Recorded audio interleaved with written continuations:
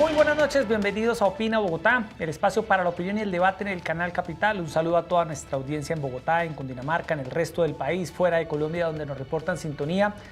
El Congreso que se estrena el próximo 20 de julio en Colombia tendrá una novedad, y es que el presidente Santos ha sancionado en las últimas horas el Estatuto de la Oposición, una serie de reglas mínimas de garantías que no existían para que la oposición en Colombia pueda ejercer plenamente todos sus derechos. ¿De qué se trata el Estatuto de la Oposición? ¿En qué cambia a cómo venía ejerciendo la oposición en Colombia hasta ahora? Esta noche en Opina Bogotá, con dos representantes a la Cámara por Bogotá, vamos a hacer un análisis, vamos a entender de qué se trata, para qué va a servir, qué garantías va a tener la oposición, qué va a hacer el gobierno con la oposición en los meses que se avecinan. Erika Fontalvo, muy buenas noches. Hola Jessy, ¿qué tal? Muy buenas noches. Muchas gracias por acompañarnos una vez más en este Opina Bogotá. Y es un hecho verdaderamente significativo que el país tenga finalmente un estatuto de la oposición. Era una deuda histórica pendiente desde la Constitución de 1991. 27 años han transcurrido desde entonces y solo a través de ese acuerdo que firmaron gobierno y FARC se logró dar forma, concretar este estatuto de la oposición, que lo que busca básicamente es ofrecer garantías a esos partidos que se declaren en oposición. Lo deberán hacer durante el próximo mes aproximadamente, luego de la posesión del Congreso de la República este 20 de julio ante el Consejo Nacional Electoral, y así que también tendrá que reglamentar algunos asuntos pendientes que quedan de este estatuto de la oposición, que sin lugar a dudas va a marcar un antes y un después en la forma de hacer política y de hacer, de hecho, oposición en el país. Saludamos esta noche al representante de la Cámara por el Centro Democrático, representante electo de Butarán, en el Congreso ahora el 20 de julio, José Jaime Uzcategui. Sí, muy buenas noches, Erika, Yesid, un gusto para la audiencia, un saludo especial y muy contento de estar acá con Juan Carlos, por supuesto, hablar de un tema que estoy seguro va a dar mucho de qué hablar en los próximos meses y años, porque este es un mecanismo que ya a partir de este momento se aplica indefinidamente. Y representante Juan Carlos Lozada del Partido Liberal, representante electo también a la Cámara por Bogotá. Bienvenido a Canal Capital, buenas noches. Muchísimas gracias, Yesid, Erika, por supuesto un saludo al representante Uzcategui, que ya nos ha tocado varios debates juntos y siempre ha sido un muy buen contertulio, y por supuesto un saludo a toda la audiencia. Claro que sí, este es un tema que es fundamental y creo que enhorabuena, este nuevo Congreso de la República va a tener nuevos instrumentos y nuevas reglas de juego de alguna manera, para que aquellos partidos que se quieran, como lo decía Erika, declarar en la oposición, lo puedan hacer con unas garantías mucho más favorables, con unas reglas de juego, digamos, que le da equidad al ejercicio de la política al interior del Congreso y por supuesto también en otras corporaciones de elección popular. Así que creo que es un tema trascendental para la política en Colombia, y qué bueno que lo toquemos aquí. Pero Jessy, antes de entrar en materia, déjeme destacar que vamos a tener nuevos rostros, nuevas caras y nuevas voces en el Congreso de la República, en la Cámara de Representantes, con estos dos jóvenes representantes que llegan, y eso es lo que necesita realmente la renovación. política. Juan Carlos ya estaba. Que tengamos una renovación. En la Cámara. Yo alcancé a estar un año y medio, antes que desgraciadamente por una decisión judicial. Por una decisión judicial que tiene que ver con un tema de reconteo de votos. Dijeron que yo había perdido por 19 votos y me fue retirada mi credencial. Pero ahora regresé con más del doble de los votos que logré la vez pasada. Pero decirle además, Erika, que no solamente son estas dos caras, la del doctor Uzcategui y la mía, sino que la Cámara de Representantes esta vez se renovó en un 70%. Luego hay muchas caras nuevas. Y jóvenes. Y muy jóvenes, pero además nuevas fuerzas políticas que van a tener representación. Doctor Uzcategui, no había en Colombia un estatuto de la oposición. Usted hace parte del partido de gobierno, del Centro Democrático. ¿Cómo cree que va a ser la oposición al gobierno de Iván Duque con este estatuto de la oposición? ¿Qué ventajas le ve usted a este estatuto para organizar, para garantizar los derechos de la oposición? ¿Y qué cree que va a pasar con el estatuto y el gobierno de Duque apenas empiece el 7 de agosto? Este estatuto no debería tener nombre porque ahora hablamos del estatuto de oposición y pareciera que es el estatuto de oposición Petro contra Duque, porque efectivamente van a estrenar el mecanismo, pero ya hubiésemos querido nosotros como oposición en estos últimos 8 años haber tenido varias de esas herramientas para sí efectivamente generar cierto equilibrio en el manejo de la información, los espacios de comunicación, financiamiento adicional para ejercer ese papel y ese rol de oposición que efectivamente es muy importante. Ahora se estrena el mecanismo, ya se sancionó la ley, la nueva financiación va a empezar a operar a partir del 20 de julio, es decir que vamos a tener una pequeña transición porque del 20 de julio al 7 de agosto pues nosotros seguimos siendo oposición y el partido que asumiría gobierno es a partir del 7 de agosto, pero indiscutiblemente es un avance, es decir, sí genera cierta, digamos, incertidumbre porque vamos a ver cómo se aplican estas diferentes herramientas, porque un poco la posición que yo sí quisiera dejar sentada sobre esta mesa es que no se puede convertir en un palo en la rueda a la hora de gobernar y que termine restando demasiada gobernabilidad al presidente de turno, porque entonces no fluye la gestión de gobierno como debería fluir y en esa medida falta una reglamentación del Consejo Nacional Electoral y confiemos que el debate sea muy institucional, porque ese sería otro llamado. Vemos una oposición en este momento liderada o anunciada por Gustavo Petro, que está convocando a manifestaciones y a movilizaciones masivas, y uno se preguntaría si existen los canales institucionales y ahora por vía de esta herramienta van a tener más mecanismos y más posibilidades. ¿Por qué no se le baja un poco la temperatura a ese debate que ha sido bastante álgido y que polariza y que fractura tanto a la sociedad colombiana, como puede ser ese discurso hostil y de movilización masiva que no siempre es constructivo, que es permitido y que siempre será válido y respetado, pero para eso tenemos los canales institucionales, que sería un poco el llamado que yo hoy haría como congresista electo del Centro Democrático. Representante, ¿usted qué le preocupa de lo que será ya la aplicación de este estatuto de la oposición con un nuevo Congreso donde efectivamente hay una coalición de gobierno, por llamarla de alguna manera, bastante fuerte, que se expresó luego de esa primera vuelta presidencial y que claramente fija también una oposición de esos otros partidos, la lista de los decentes, la Alianza Verde, el Polo Democrático, que aunque no lo han definido todavía, Yesid, ellos tienen sus propias inquietudes en torno a este tema, se supone que van a ser oposición. ¿Qué le inquieta? Pues mire, yo creo que como primera medida tenemos la expectativa de ver cuáles son esos partidos que se van a declarar en oposición, cuáles son esos partidos que se van a declarar gobierno y cuáles son esos partidos que se van a declarar independientes, porque también está la tercera vía de declararse independientes. Creo que este estatuto, al ser, digamos, la primera vez que se aplica en un Congreso que, como dije anteriormente, está profundamente renovado, así sea solamente en la Cámara de Representantes, aunque en el Senado también hubo una enorme renovación, creo que es un experimento que tenemos que ir mirando con lupa, viendo a ver si, un poco como lo decía el doctor Uzcategui, no se vuelve, digamos, una herramienta para poner palos en la rueda. Yo decía en un debate ayer que tenía con Yesid en una emisora, que justamente la calidad de la oposición también va a depender no solamente de las reglas de juego, sino también de las intenciones con las que se hacen oposición en Colombia. Yo decía que en un plano teórico, el hecho de tener que considerarse oposición, independiente o gobierno, digamos, pone unas fronteras que al no existir anteriormente, pues nos convocan unas nuevas reglas de juego que posiblemente cambien la dialéctica al interior del Congreso. Justamente antes, por ejemplo, yo en la bancada del Partido Liberal, había unas cosas que yo votaba a favor del gobierno y otras cosas en las que yo podía ejercer libremente la oposición. Por ejemplo, yo me opuse a la ampliación del fuero penal militar, me opuse, por ejemplo, al TLC con Corea, voté todos los proyectos de Santos que tenían que ver con los temas de paz. Eso ya parece ser no muy posible y entonces eso le está restando, digamos, en términos de la racionalidad a los debates, porque si la oposición que se va a ver en el próximo Congreso es una oposición a priori, que en realidad no le importa mucho de qué se trata el proyecto, de qué se trata el debate, sino que como somos oposición per se, entonces tenemos es que criticar absolutamente todo. Creo que ahí va a haber un enorme reto y el llamado a quienes se van a declarar en la oposición es que hagan una oposición racional, una oposición constructiva, una oposición que permita los consensos y que de alguna manera eso permita que el Congreso haga una verdadera democracia deliberativa. Sin la posibilidad del consenso, como dice Habermas, no puede haber de ninguna manera democracia deliberativa y menos participativa. Erika, mire, el nuevo estatuto de la oposición contempla varias cosas, pero una de las novedades es que, por ejemplo, cada 20 de julio en televisión, luego de que el presidente realice la instalación del Congreso, la oposición va a tener un espacio para que también hagan un pronunciamiento público Pero no desde este el 20 de Capitolio. julio. No en este 20 de Sí, julio, nos esto explicaba quedó el para el ministro del próximo, Interior que dentro de quedó para el 4 años, próximo, sí. pero por ejemplo, los partidos en oposición tendrán derecho de réplica a las alocuciones presidenciales 3 veces al año, algo que hoy no ocurre.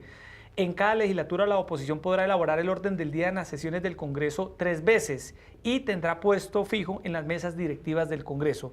Sobre lo que planteaba el representante Lozada, doctor Uzcategui, sobre la oposición que hará Petro al gobierno de Iván Duque, ¿ustedes qué esperan? ¿Qué ven? ¿Qué prevén que va a ocurrir? Mucha gente dice, Erika, que va a ser una oposición bastante fuerte, que va de alguna manera a polarizar el país, que va a reflejarse esa tensión que se vivió, que se va a trasladar a las calles, que va a haber movilización popular.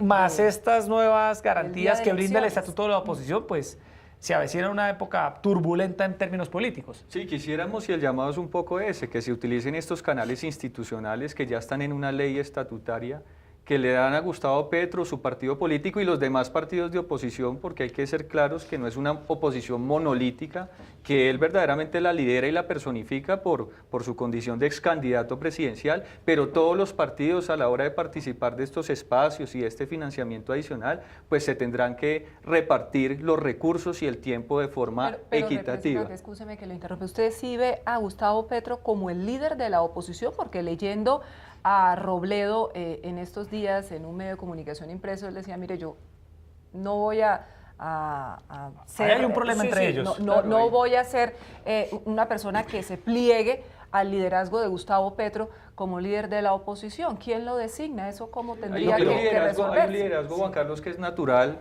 Efectivamente, la posibilidad que hoy tiene Petro de estar sentado en el Congreso proviene de esta ley estatutaria, a pesar de que en la reforma de equilibrio de poderes ya se había incluido alguna mención al respecto, pero evidentemente va a ser el líder natural de la oposición. Ellos tendrán que ponerse de acuerdo dentro de cada partido y dentro de los demás partidos que se declaren en oposición cómo van a hacer uso de estas herramientas, y evidentemente el mayor protagonismo lo va a tener Gustavo Petro. Pero para contestar un poco la pregunta de Yesir, para pelear indiscutiblemente se necesitan dos, y ahí es donde siento que se va a quedar muy corto Gustavo Petro, porque se va a encontrar con un Iván Duque que es un hombre de principios, de ideas, de propuestas, de buenas maneras, que no se ha dejado, y no lo hizo en la contienda electoral, mucho menos ahora como presidente, un poco provocar en ese sentido, y ahí es donde de pronto Gustavo Petro se va a quedar peleando solo, y lo invitamos es a que recurra a estas herramientas que son muy importantes verdaderamente.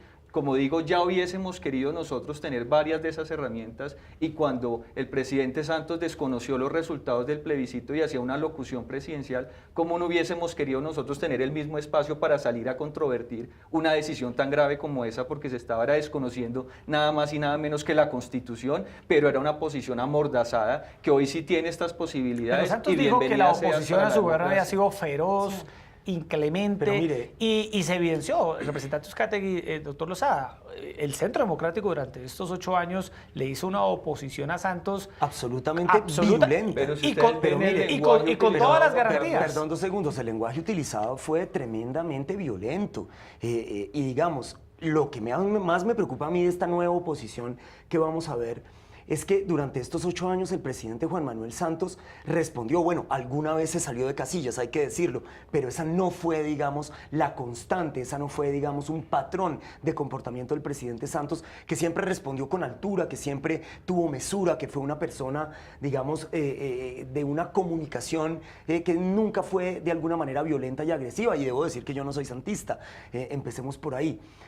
Por el contrario, la oposición del Centro Democrático fue virulenta. Los tweets de Álvaro Uribe incendiaban este país. Y usted ha oído algunas de las grabaciones que tiene hoy la Corte Suprema de Justicia del presidente Uribe, cómo le decía a su interlocutor que él iba a trinar sobre esos temas para incendiar el país y para generar enormes debates.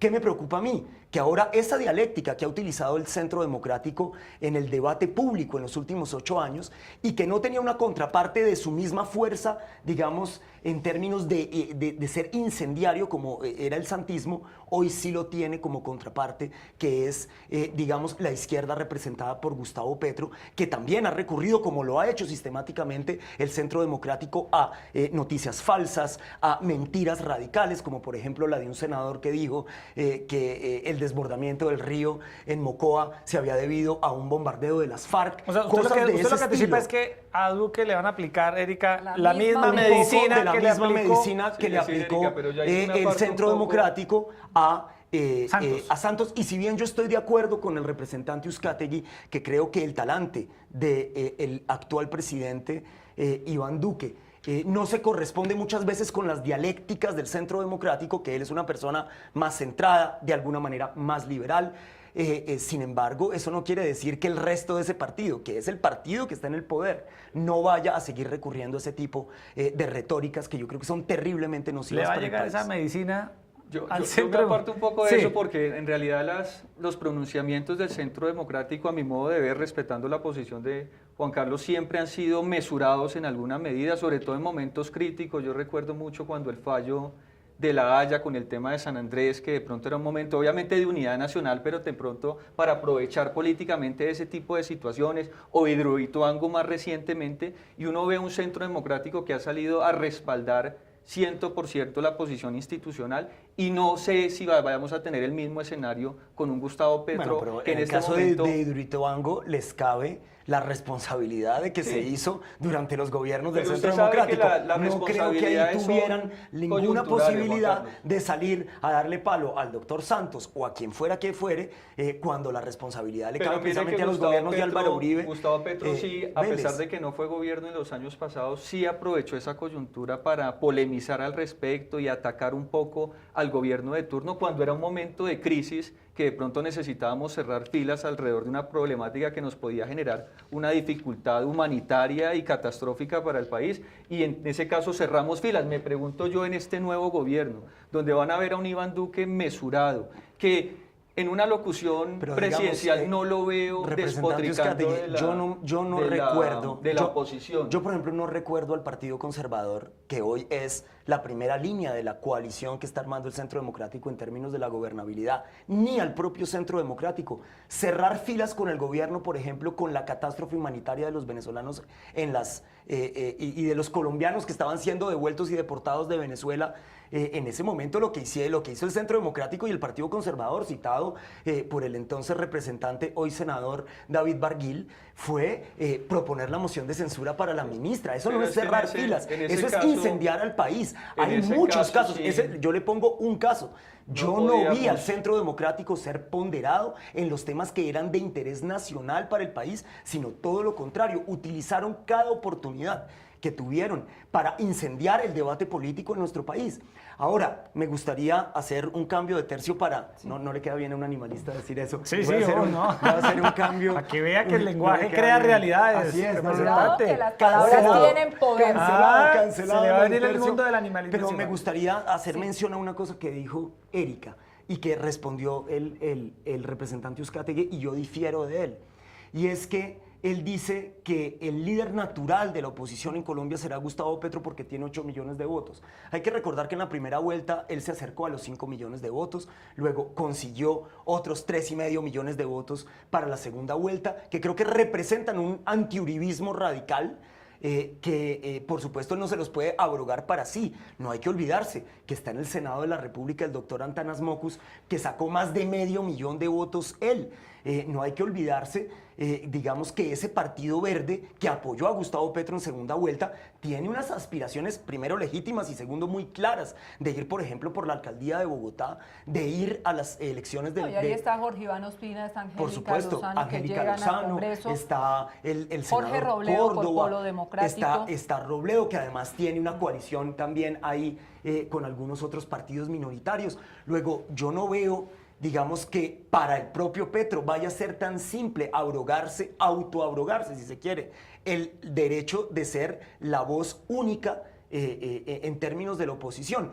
Yo, por ejemplo, si el presidente Iván Duque, como yo espero no lo haga, pretende tocar de alguna manera lo esencial del acuerdo de La Habana, eso los liberales no lo podremos aceptar, pues nosotros tendremos también que tener unas decisiones en el Congreso con respecto al tema de la paz, y ahí nosotros no vamos a permitir tampoco de ninguna manera que nuestra voz cantante sea el doctor Gustavo Petro. Tenemos una bancada de 35 representantes a la Cámara, eso va a ser 14 muy senadores. difícil de administrar el tema de por supuesto, realmente la nadie oposición. le quita los 8 millones El de Partido votos. Liberal Sin se duda. va a declarar Bueno, ¿en qué situación de cara a este nuevo estatuto de la oposición? pues mire, el estatuto de la oposición fija que uno se tiene que declarar en una de esas 3 casillas un mes después de la posesión del presidente de la República, es decir, el 7 de agosto, O sea, ni eso siquiera ya. el 20 de julio, sí, el 7 de septiembre.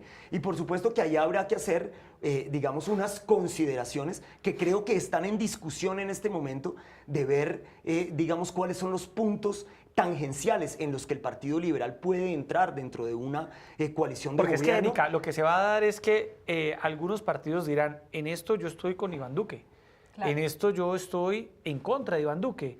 Y parece ser que este estatuto no da zona gris, si me equivoco, representante Uzcategui, para saber cómo se va a tramitar eso. ¿Cómo Es decir, va a ser el manejo Ahí de... tendría el Consejo Nacional Electoral, representante, que entrara a definir algunas situaciones, lo cual es muy complicado también porque el Consejo Nacional Electoral generalmente a veces se queda a medias en las decisiones que tiene que tomar.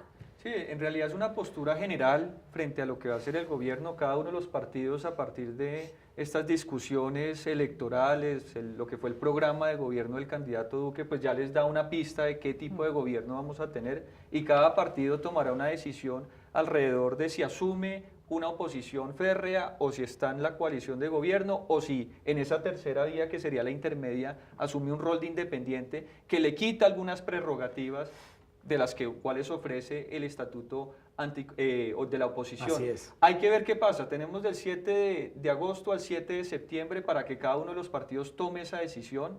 Los partidos van a tener que reformar sus estatutos en alguna medida, porque cómo se ponen de acuerdo cuando hay varios matices dentro del mismo partido para definir cómo va a ser la aplicación El Partido Liberal es uno de ellos. de esa oposición. No Sea el un único. periodo más largo para la reforma de estatutos, pero efectivamente así tiene que suceder. Y no se nos olvide que esto es de aplicación nacional, pero también distrital, territorial, y aquí en Bogotá municipal, entonces todo, también por veremos supuesto, cómo aplica en el para los Consejo. diferentes partidos, y a nivel de los municipios y las gobernaciones y asambleas también va a suceder lo mismo. Pero yo sí creo que es una buena noticia. Esto equilibra un poco la cancha de juego, da herramientas. La gente va a tener posibilidades de escuchar las diferentes posiciones. A veces sí me pregunto si es un poco anticipado, Juan Carlos, no sé si usted coincida conmigo, en definir solamente un mes, a pesar de que un partido puede tomar la decisión de asumir una postura y en los 4 años de gobierno puede cambiar esa postura por una sola vez, y así también lo ha definido el estatuto. Pero sí me parece un poco prematuro porque ni siquiera se ha presentado el plan de desarrollo o el proyecto de plan de desarrollo,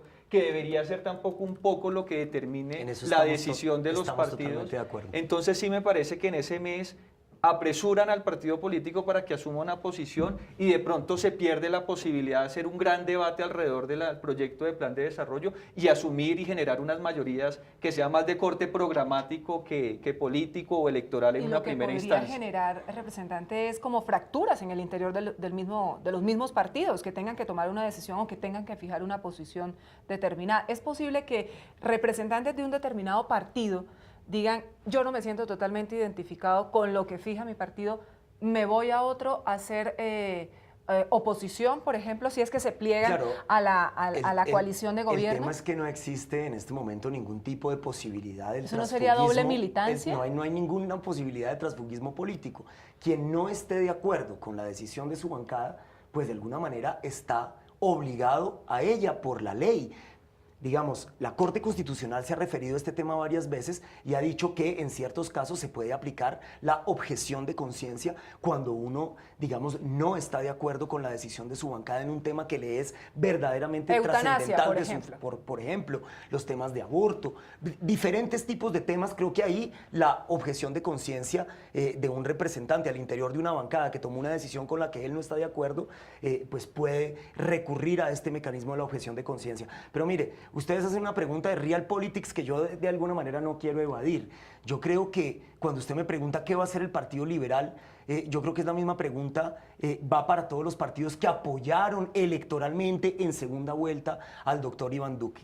Con la siguiente claridad, en mi caso personal, Yesid, cuando se reunió la bancada del Partido Liberal a decidir a quién se apoyaría en segunda vuelta, solo 2 representantes a la Cámara de los 41 congresistas asistentes a esa bancada decidimos abstenernos de votar por el doctor Iván Duque. Él lo sabe perfectamente. Yo lo hablé además con él en la propia reunión que se celebró en la casa del presidente Gaviria. Yo fui uno de esos representantes que se abstuvo porque yo he sido un defensor de la paz. Luego yo no estaba de acuerdo con que el partido tuviera que tomar esa línea de apoyar al Centro Democrático, que ha sido nuestro contradictor. Si bien con gente como el doctor Uzcategui lo hemos hecho siempre con el mayor de los respetos, es mi contradictor en los temas de paz. Entonces, haciendo esa salvedad, decir que yo creo que no tiene hoy ninguna lógica política, que aquellos que apoyaron electoralmente al doctor Iván Duque no conformen la coalición de gobierno. Y fíjese que el doctor Iván Duque ha querido, por supuesto, su aliado natural, el Partido Conservador, no solamente en términos ideológicos, sino que su propia vicepresidenta es del Partido Conservador, ha querido llamar al Partido Liberal de una vez a esta primera, digamos, anillo de la coalición de gobierno, con la que pretende tener la gobernabilidad al interior del Congreso de la República para sacar adelante sus proyectos. Falta ver qué va a pasar con Cambio Radical, quien también apoyó en segunda vuelta al doctor Iván Duque, y por supuesto qué va a pasar con el partido de la U. Ahí es donde están todavía esas incógnitas. Se va a ver un problema que se evidencia en Colombia, Erika, y es que no tenemos partidos políticos de ideología pura y dura, es decir, marcadamente de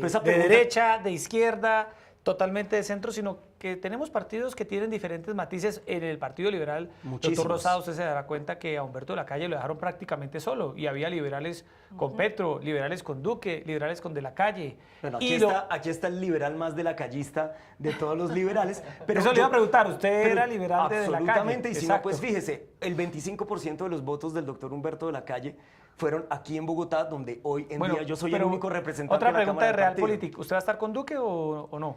Pues digamos, yo así como se lo exijo a la oposición de Gustavo Petro y a las demás oposiciones, aquí lo que tenemos es que generar una dialéctica, una verdadera deliberación, y por supuesto que con lo que yo esté de acuerdo apoyaré. Por ejemplo, me gusta mucho la postura del presidente Duque en los temas de cultura, en los temas de emprendimiento, en los temas de que los tiene en común conmigo. Yo vengo de esa industria, de las industrias naranjas en Colombia. Por supuesto que no puedo estar de acuerdo con las posiciones del doctor Iván Duque en términos de cómo quiere, digamos, reformar, tocar, si se quiere, los acuerdos de La Habana. En eso yo no podré estar de acuerdo con el doctor Duque. ¿Ahí usted qué haría? ¿Se abstiene en una votación y si recibe una presión del partido y del jefe del partido o del jefe de la bancada y le dice, tiene que votar?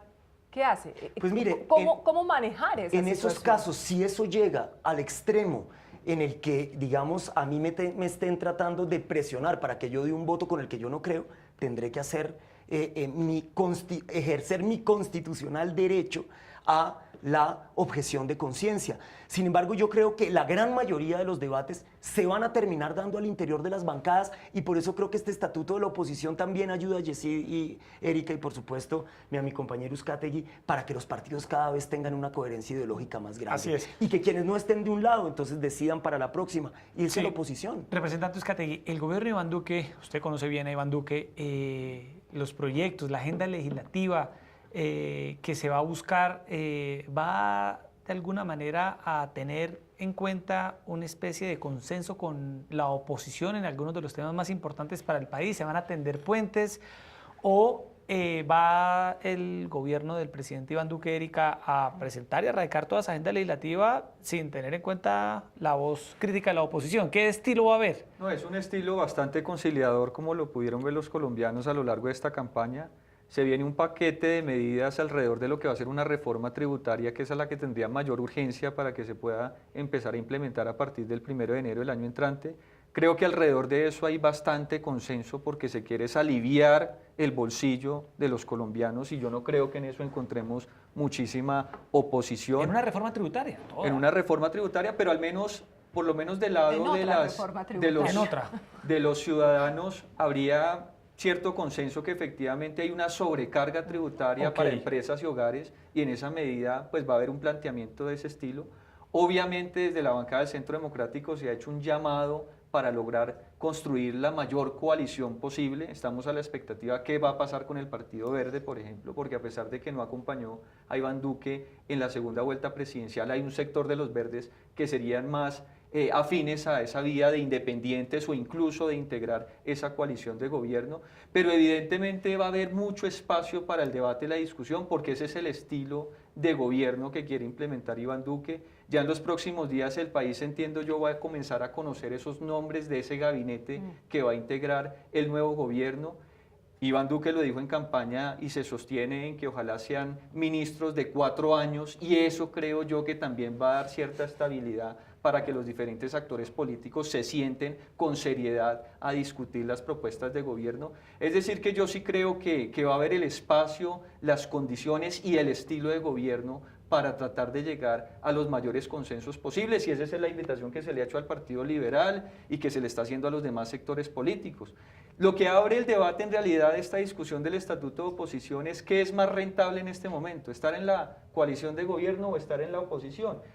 Antes del estatuto cualquiera contestaría que evidentemente pues es mejor estar a la sombra del gobierno de turno, aunque, y yo lo digo claramente como congresista electo del Centro Democrático, vamos a acompañar al gobierno, pero también con un diálogo constructivo y con las reflexiones del caso. El mismo presidente electo Iván Duque nos ha pedido que hagamos los debates de control político que consideremos necesarios, oportunos, convenientes y anticipados también, para debatir las cosas que pueden en un momento dado ser sujetas de mejoras y de modificación. Es decir, que yo sí siento que va a haber un escenario de mucha conciliación en la medida que la oposición también lo permita, porque ya vemos que para el 7 de agosto se está convocando una movilización en la Plaza de Bolívar, y eso es lo que de pronto nos resta o le hace mucho ruido a la institucionalidad y que no nos deja sentarnos en la mesa verdaderamente a pensar en el bienestar de los colombianos y estar todo el tiempo apagando incendios políticos que por esta vía se podrían conciliar de mejor manera. Pero claramente ustedes apuestan a una mayoría importante y la podrían tener. ¿Están haciendo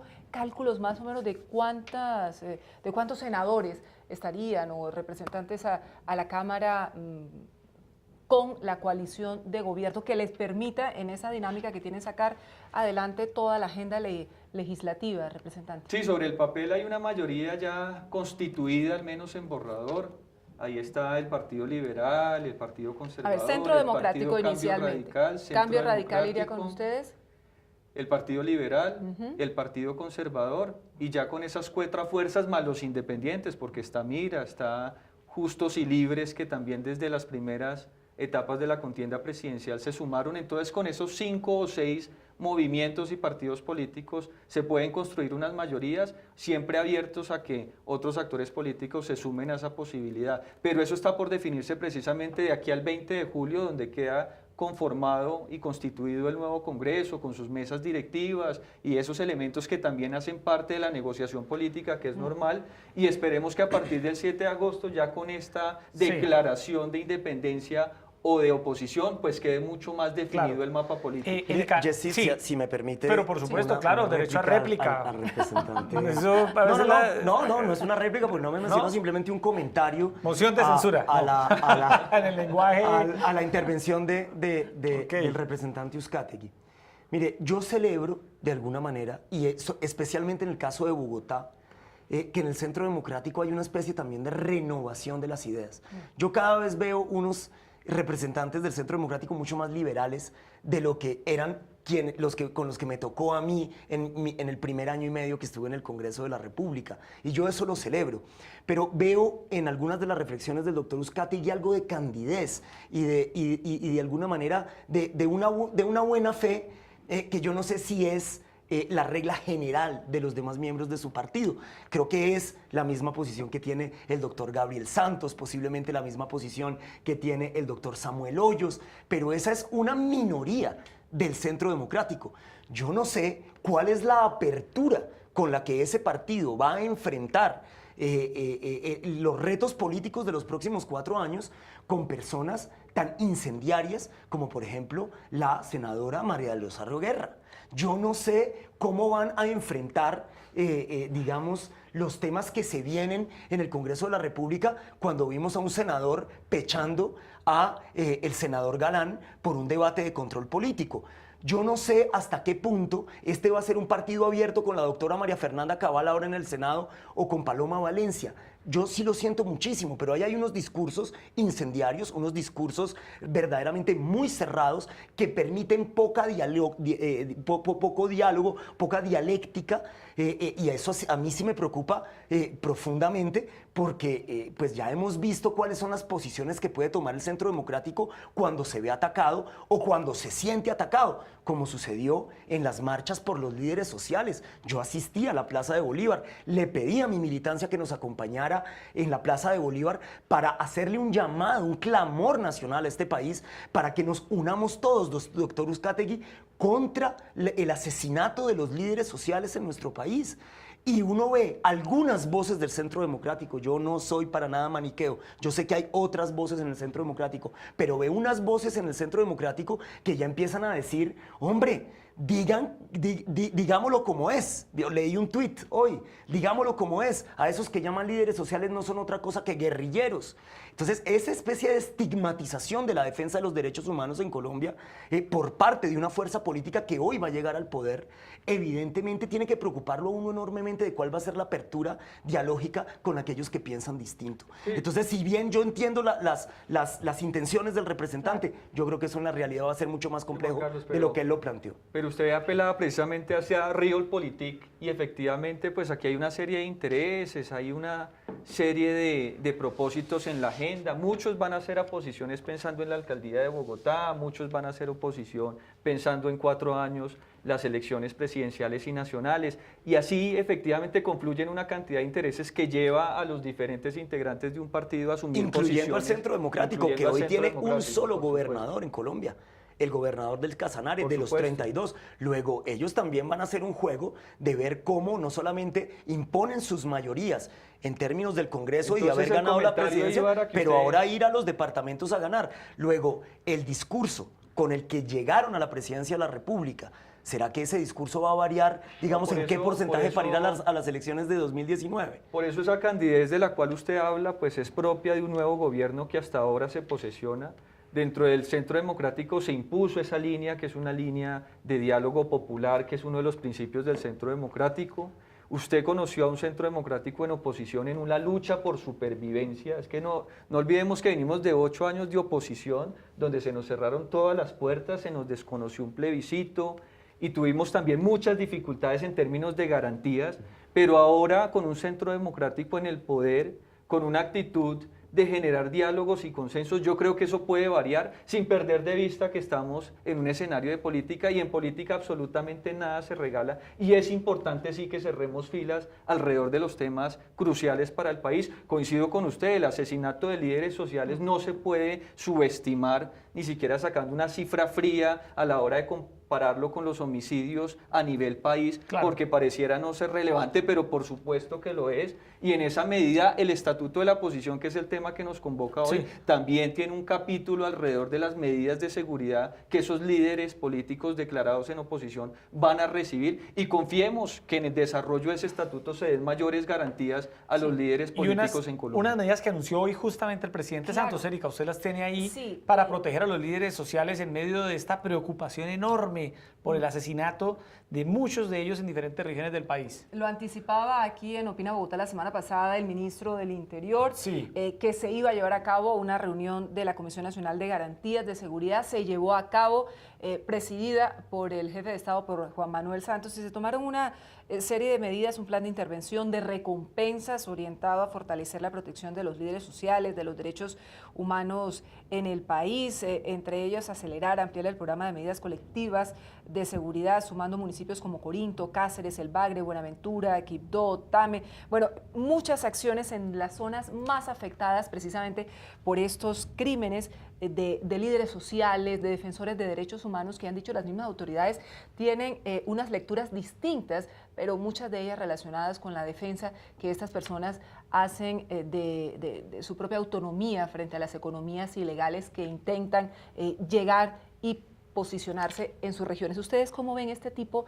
de acciones? Porque evidentemente muchas de estos hechos tan desafortunados ya están entrando también en esta dinámica de polarización política que tanto ha venido afectando al país, doctor Lozada. Digamos, como primera medida, creo que el hecho de que el gobierno nacional, el gobierno actual del presidente Juan Manuel Santos, haya ya sacado unas medidas para tratar de hacerle frente al asesinato indiscriminado de líderes sociales en Colombia, es de paso una aceptación tácita o una retractación tácita de aquello que ellos mismos habían dicho, de que ahí no había ningún tipo de sistematicidad en el asesinato de estos líderes. Creo que eso ya es un gran mensaje.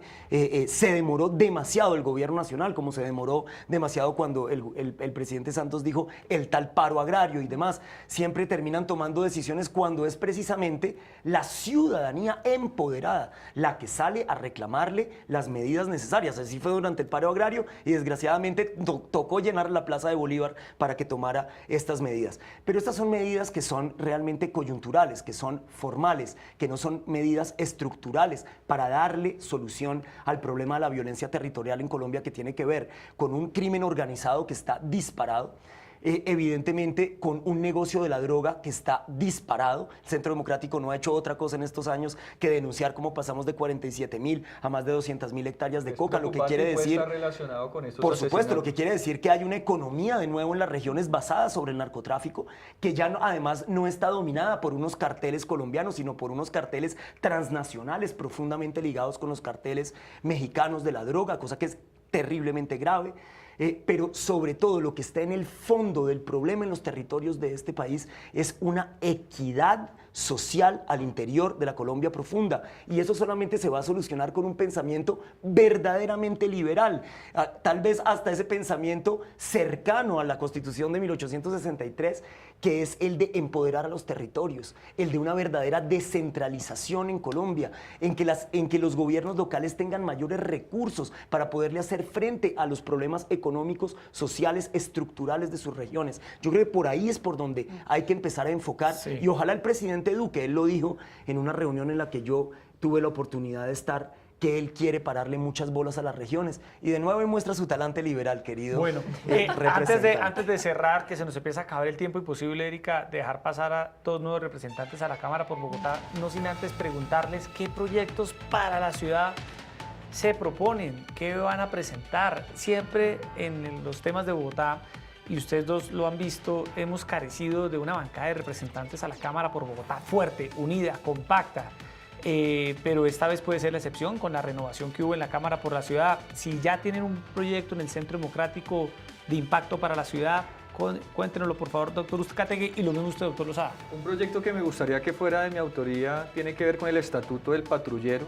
Tenemos un déficit de pie de fuerza muy grande en la ciudad, pero con patrulleros que no están ascendiendo, que no están recibiendo la remuneración debida, y por lo menos quisiera presentar un proyecto de esa naturaleza que nos ayude a desenredar ese nudo y dar unas condiciones de seguridad para que opere mejor el sistema de policía de la ciudad. Para que haya más pie de fuerza. Con eso nos vamos a comprometer, y más garantías también para la fuerza pública y sus familias, que es un poco también el mandato con el que yo llego al Congreso. En el debate de Canal Capital, se acordará usted, Yesid, que el entonces candidato Iván Duque se comprometió a aumentar ese pie de fuerza en un proceso gradual de 4 años, porque no nos podemos sacar a miles de policías que se requieren. Pero hay otras cosas que hacer. La calidad del aire en Bogotá nos preocupa. Vamos a hacer algún proyecto, alguna propuesta alrededor del tema de las basuras, la alternativa para el relleno Doña Juana, que en realidad no es potestad nuestra, pero pues se tiene que construir de la mano de las autoridades distritales.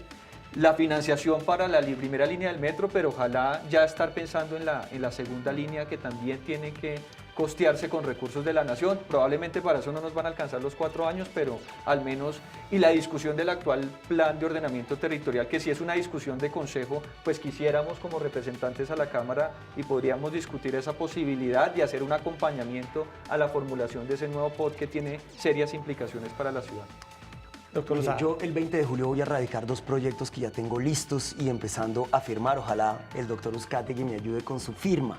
Sé que uno de ellos tal vez es más difícil que el otro. El primero será el de la prohibición de las corridas de toros para todo el país, pero ese es un tema ¿Ese se lo firma o no, doctor Uzcategui? especialmente ¿Ese se lo firma sensible en Bogotá. ¿Se lo firma o no? Ese me tocaría analizarlo muy bien. Bueno, ayer dijo el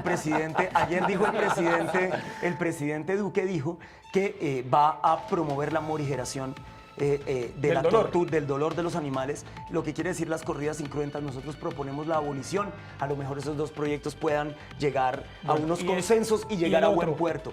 Y el que tiene que ver específicamente con Bogotá, radicar el 20 de julio un proyecto de acto legislativo para que haya segunda vuelta en la elección del alcalde mayor de Bogotá. Bogotá no puede seguir eligiendo alcaldes con el 30% de los votos. Fue el caso de Gustavo Petro, fue el caso de Enrique Peñalosa. No es porque el uno sea de izquierda o sea de derecha, es porque inmediatamente un alcalde se elige con una tan baja tasa, 30%. digamos, 30%. Eso se intentó en su momento. Juan Lozano lo ha propuesto mucho. No, Clara Rojas también lo Lo propuso. propuso y se ha hundido. No, mire, ¿Ese usted se lo firma o no se lo firma? No lo propuso Clara Rojas, lo propuse yo con la firma de Clara Rojas, lo propusimos los dos. Yo ya lo propuse la vez pasada, ese lo pero esta firmaría, vez, pero pero le digo una cosa, esta vez en la liberales reunión que los liberales tuvimos con Duque, le dije, presidente, ese proyecto lo vamos a firmar todos, la bancada ¿Y qué de dijo? los 47 liberales, y queremos que usted lo apoye. Y me dijo, doctor Lozada, no solamente lo apoyo, sino inclúyame de una vez ahí todas las ciudades que tengan más de 2 millones de Pues ahí habitantes. está. Y ojalá pudiéramos hacer una gran reforma al Estatuto Cali, Orgánico de Perfecto. Bogotá, incluyendo la segunda vuelta, pero otros temas que también, Listo. para tener un modelo descentralizado y no desconcentrado en Bogotá como Bueno. que se tiene con las alcaldías locales. Lo que tienen es trabajo, señores. Representante Lozada, gracias por estar esta Muchísimas noche gracias, en Canal Capital en Yesí, Opina Bogotá. Erika, y por supuesto a mi compañero, un Representante saludo a todos. Uzcategui, gracias De igual por estar esta manera, noche en Yesí, Opina muchas Bogotá. gracias. Muy amables amable. por la invitación. Aquí siempre bienvenidos. Erika, se nos acabó el tiempo. Y esperemos que no sea la primera y única vez que venga, porque lo que necesitamos es que los temas de Bogotá tengan voz, tengan voto y tengan reconocimiento en el Congreso de la República. Así es, a todos ustedes muchas gracias por estar esta noche en sintonía con el canal público de la ciudad y los esperamos mañana 8:30 de la noche con otro tema de actualidad para Bogotá y el país. Muy buenas noches. Muchas gracias.